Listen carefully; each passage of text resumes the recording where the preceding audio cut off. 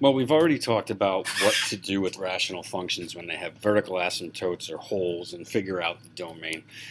This one we're going to go through and figure out horizontal asymptotes and slant asymptotes. So in other words, do I have a horizontal asymptote or do I have a slant asymptote? I can't have both. All right, so that's just one thing we want to make sure we understand right at the moment. So I can have vertical asymptotes and horizontal asymptotes, but I can't have horizontal and slant asymptotes at the same time. All right, so let's talk about where these come from. So before we get into doing a problem, one thing that we should know is just how do we deal with this? So first off, the easiest thing to do is just, you see how this is just written up. You've got a polynomial at the top, you've got a polynomial at the bottom. Vertical asymptotes are basically where the denominator is going to be 0. We already know that. Horizontal asymptotes are going to, we're only going to really look at this first term. Okay, so we're going to look here and look here only. If n, which is the exponent in the numerator, is smaller than the exponent in the denominator, then it's always going to be y equals 0. If they are of the same value, okay, so if n and m are the same degree, if these two polynomials are the same degree, then we just write what the leading coefficient is of the numerator divided by the leading coefficient of the denominator. If it's the other way around, if n is larger than m, then there is no horizontal asymptote, and this is actually known as a slant asymptote. Okay? So these are the rules that we're going to follow to figure out the rest of these problems. So let's start right away. Here I'm looking at this. I notice that my numerator, this is a degree 1. My denominator down here, so I would have an x squared. So that means that the numerator has a smaller degree than the denominator. So I have a horizontal asymptote for now, because writing with this thing and trying to write horizontal asymptote will take forever.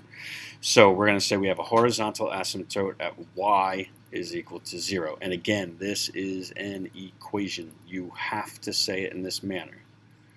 Okay, it's a line. So it's a horizontal line at y equals 0.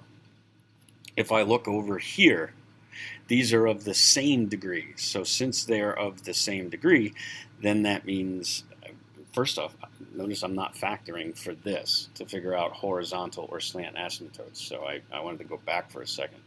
I'm not going to factor this to figure out horizontal or slant.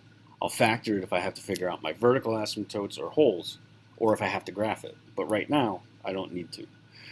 So my degrees are the same, which means my leading coefficient here is 1. My leading coefficient here is 1. So that means I have a horizontal asymptote at the line y equals 1. That's it. That's all we need to do for these. All right, so let's go with another example here. All right, so now my numerator is a different degree than my denominator. Okay.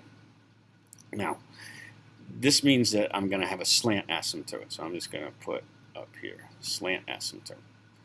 All right, and I'm going to have to figure out what that is. Okay, great. So how do I figure out what that is? I have to divide. So 2x squared minus 5x plus 3. And I'm going to use long division because I don't have a denominator that is of degree 1. So I have no choice. So let's toss this in there. 3x cubed plus 4x squared minus x plus 5. All right. What do I have to do to 2 to turn it into 2?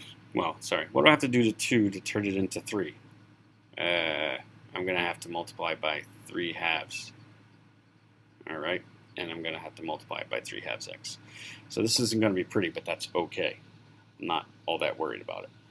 All right, because we're used to going through and dealing with fractions by now, I hope. So now we're going to go through. All right, I'm going to get 3x squared here, and then I'm going to get minus 15 halves. Sorry, that's an x cubed. 15 halves x squared plus 9/2 x.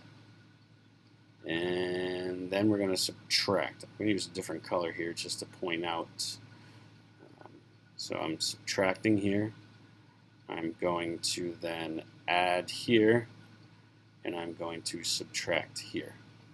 Right, so back to my normal colors. So this goes away, which is the intent. All right, so over here, 4 is going to become 8/2.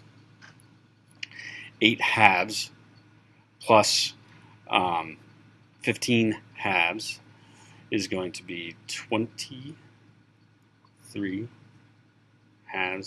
x squared. And then this 1 is just going to be 2/2, so then minus 11/2, and then drop down the 5. Okay. What am I going to have to multiply this by? Try that again. What am I multiplying this by to get 23/2?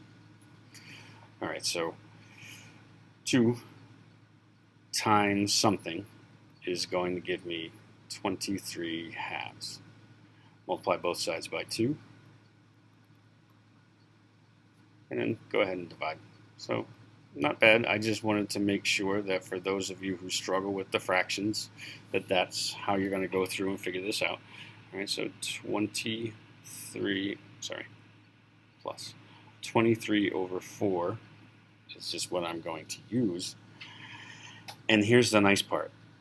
I don't really care what comes out next. So as long as I know that I'm able to get rid of this, which here we go, 23/2 x squared, then I'm going to change my signs again. So I'm going to change my signs. These will go away just like these went away. I don't care about the remainder. Whatever's left, anything that's left here is a remainder. So I'm not worried about that. So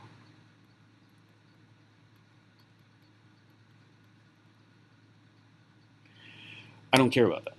I only care about what is right here. Our example, this is not very pretty, but not everything comes out pretty nice. All right. So this is going to be a line. This asymptote is going to be a line at y equals 3/2 x plus 23/4.